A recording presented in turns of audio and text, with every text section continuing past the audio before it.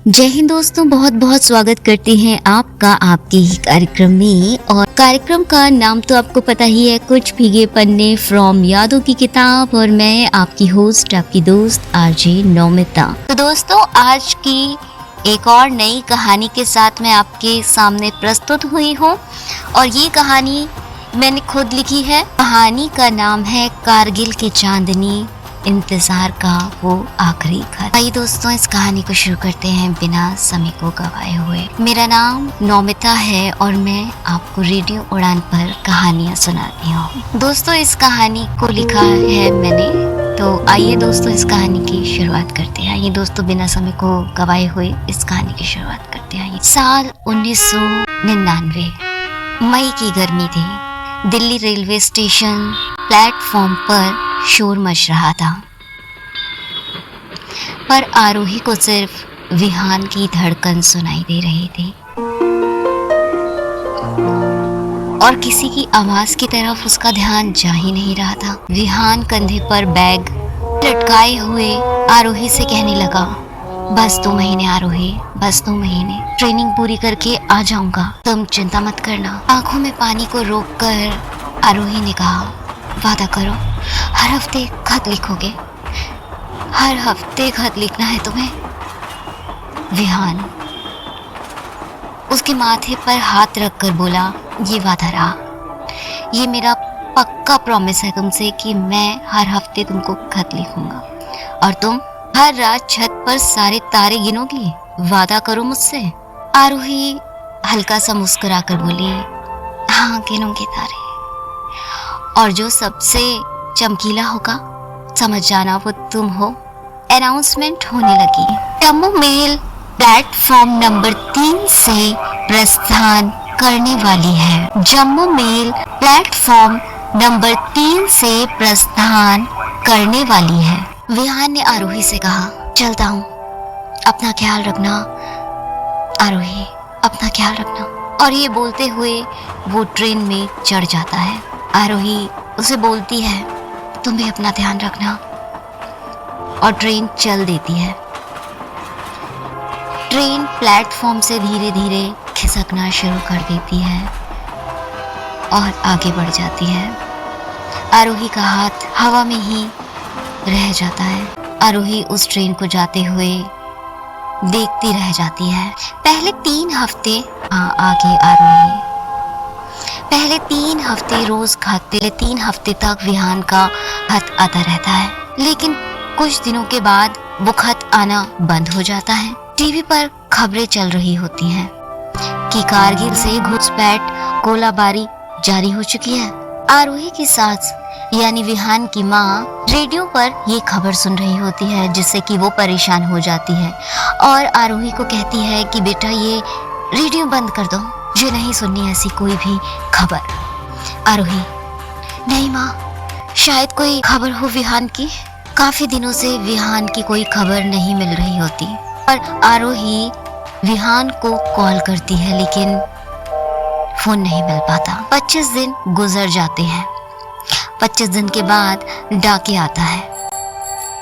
आरोही को एक खत दिया जाता है। कांपते हाथों से आरोही खत खोलते हुए पढ़ती है, जिसमें लिखा था, आरोही, यहाँ नेटवर्क नहीं है पर तारे रोज दिखते हैं। सबसे चमकीला वाला तारा तुम लगती हो। ऊपर से फायरिंग हो रही है, नीचे दिल में तुम्हारी यादें हैं। तुम्हें बहुत मिस करता हूँ। डरो मत, मैं लौटूंगा, मैं जरूर लौटूंगा। तुम्हारा फौजी विहान।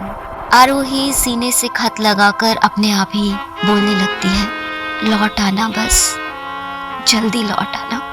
आरोही रोज मंदिर जाती है और विहान की लंबी उम्र की कामना करती है और अपने बाकी काम भी बिजी रहती है। उसे संगीत में बहुत दिलचस्पी है, लिखने में बहुत दिलचस्पी है। वो घर का माहौल बिल्कुल शांत रखती है। विहान के जाने के बाद एक सुबह 5 बजे उनके दरवाजे पर खटखट, उनके दरवाजे पर दस्तक होती है किसी की। कोई दरवाजा खटखटाता है। आरोही दरवाजा खोलती है तो देखती है कि पोस्टमैन है। पोस्टमैन टेलीग्राम है। आरोही उस टेलीग्राम को खोलती है।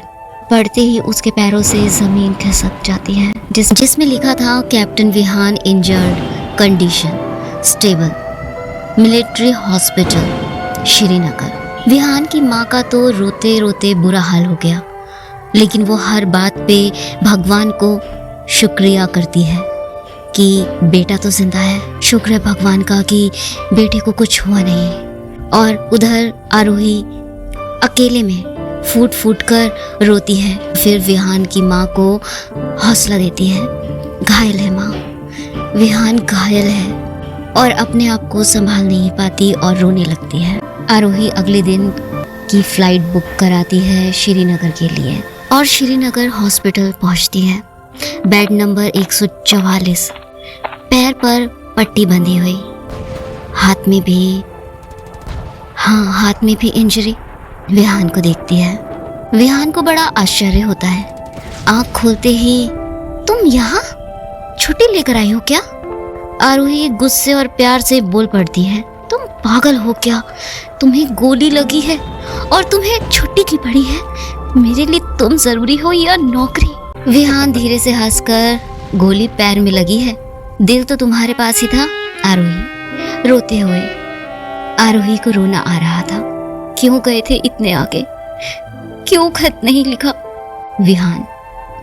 विहान ने उसका हाथ पकड़कर, क्योंकि वादा किया था ना लौटूंगा, तो लौटना तो था ही, हार नहीं मान सकता था। आरोही कहती है, अगर ना लौटते तो विहान चांद की तरफ इशारा करके कहता है, वो तारा बुझ जाता और तुम्हें अंधेरे में छोड़ जाता। मैं ऐसा नहीं कर सकता।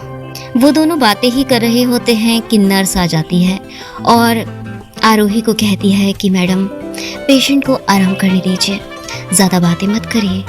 आरोही आंसू पोंछकर नर्स को कहती है, बस 2 मिनट।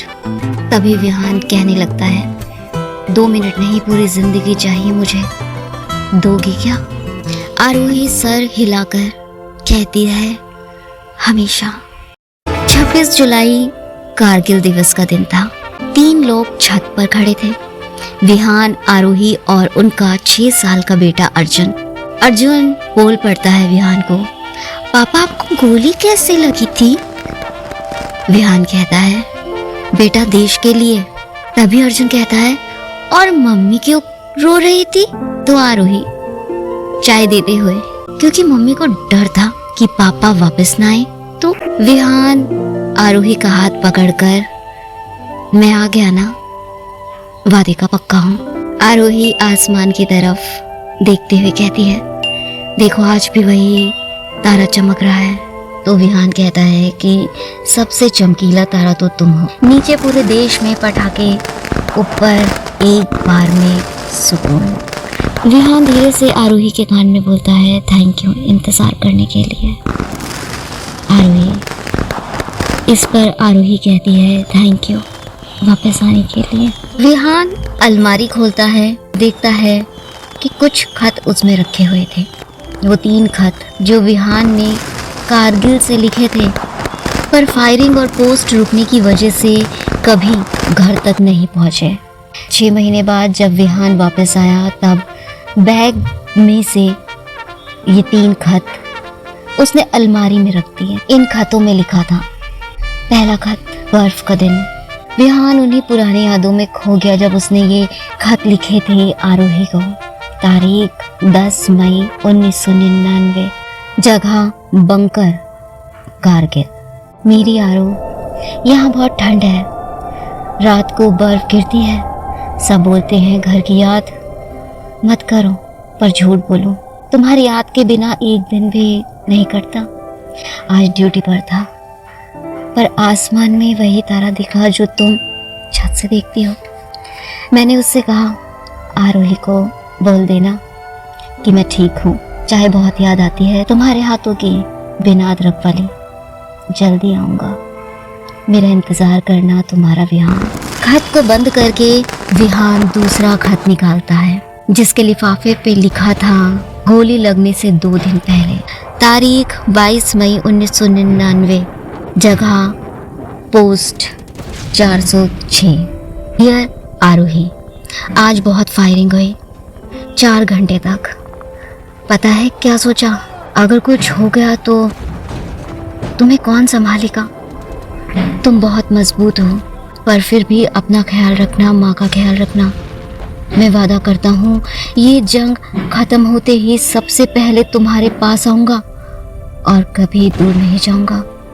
तुम्हारी हंसी याद आती है, वो वाली जब मैं लैब में तुम्हारा कोड ठीक करता था और तुम बोलती थी बदतमीज।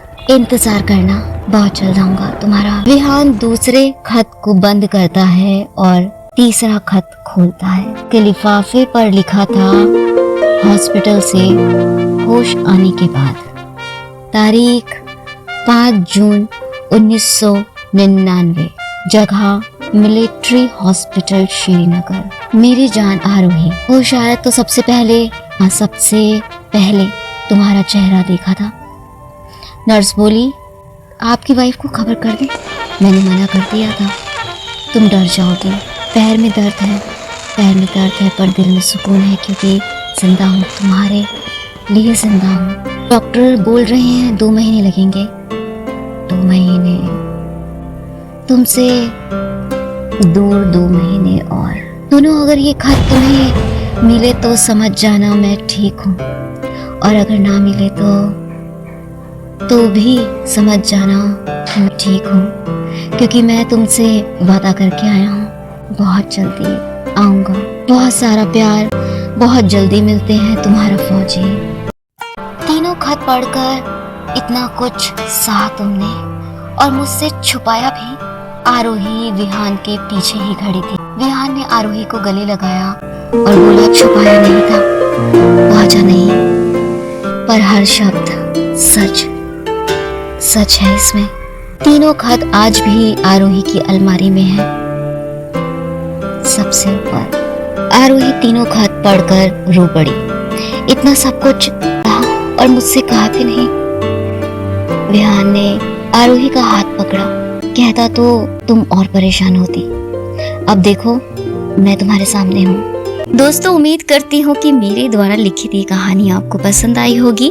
दोस्तों, हमारे देश के फौजियों का, हमारे देश के सैनिकों का तो कहना ही क्या, कि वो अपने देश पर, इस धरती का कर्ज चुकाते रहते हैं, हमारे देश के लिए इतना सब कुछ करते रहते हैं, और हमें भी इनके लिए करना चाहिए। तो बस इतना ही कहूँगी कि इनकी उम्र लंबी होती रहे और ये जहाँ भी रहें खुश रहें। तो दोस्तों, अभी के लिए बस इतना ही। अभी के लिए आपको एक गीत के साथ छोड़े जा रही हूँ। अभी के लिए आप उस गीत को सुनिए और सुनना न भूलें। रेडियो उड़ान, एक उड़ान ऐसी जिसकी कोई सीमा नहीं होती।